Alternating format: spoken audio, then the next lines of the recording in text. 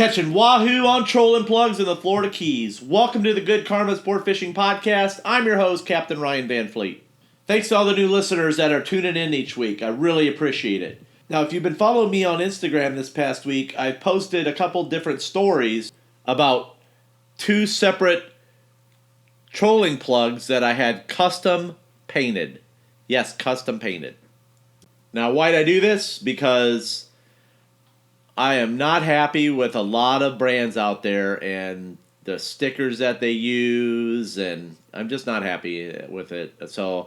And with a lot of colors are generic, and there's a lot of colors and a lot of stuff that looks pretty, but there's a lot of junk out there that doesn't work.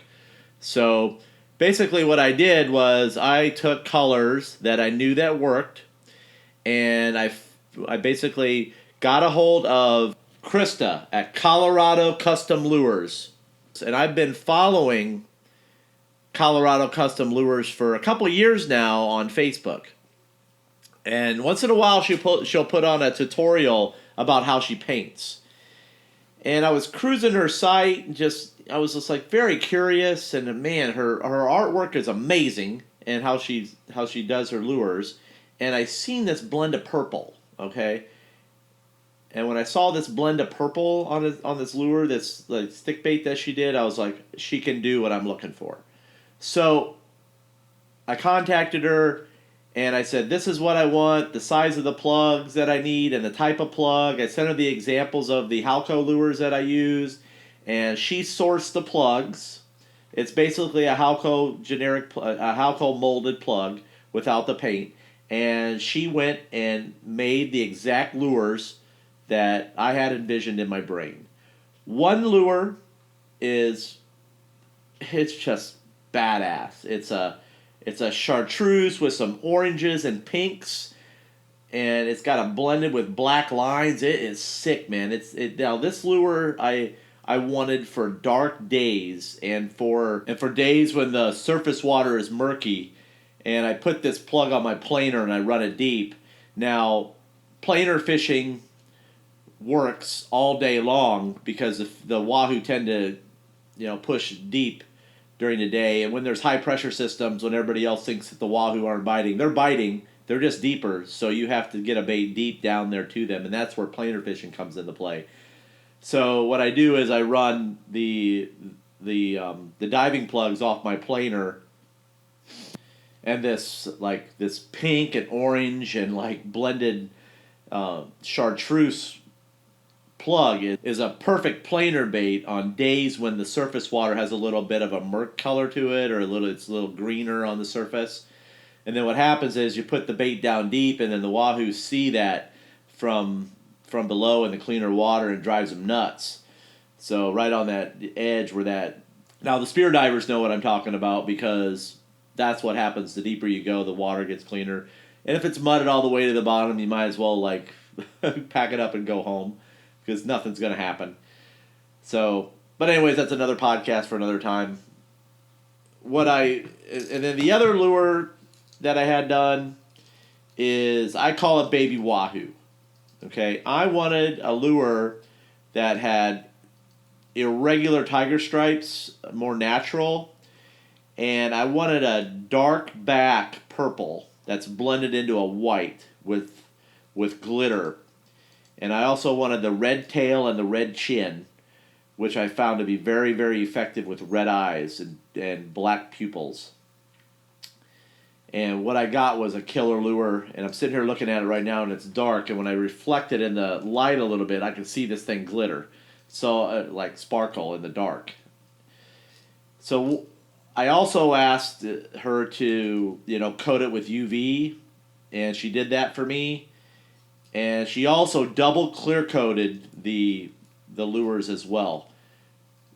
Double clear coated lures will extend the life of a trolling plug. And hand painted is going to last a lot longer than a sticker product. So I'm very curious to see how long these are going to hold up. And I'll provide you guys with that information here over the next few weeks as I put them to work. But I got to tell you, this Baby Wahoo is killer. Why do I call it Baby Wahoo? I sent Krista images of Wahoo Okay? And then I asked her to replicate the tiger stripes and the sides, and then formulate in the glitter for the to catch the light. Okay, catching early morning light, and it also is going to really stand out during the day. Okay, basically I wanted it to look like a baby wahoo. Why a baby wahoo? Because when wahoo are not feeding, they will eat out of instinct, and wahoo eat their own. they they eat their own. I have caught several wahoo with several little wahoo in their stomach. And I have seen wahoo come up and attack smaller wahoo that I've hooked. I've had this happen 3 times over the course of the past few years where they'll basically come up and shred the back end of a smaller wahoo. So it goes back to like the old days of Discovery Channel, okay? It's when something's in like a spawning mode or it's in like some sort of like non-feeding pattern,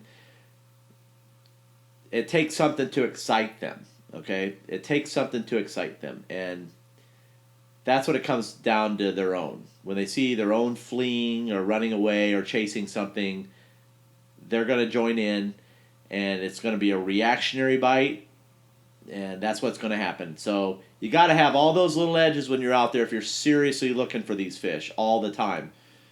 So I wanted one crazy looking super colorful lure with pinks, chartreuses, and orange for the dark days and dirty water with the UV coated. And like I said, she clear coated them twice for me.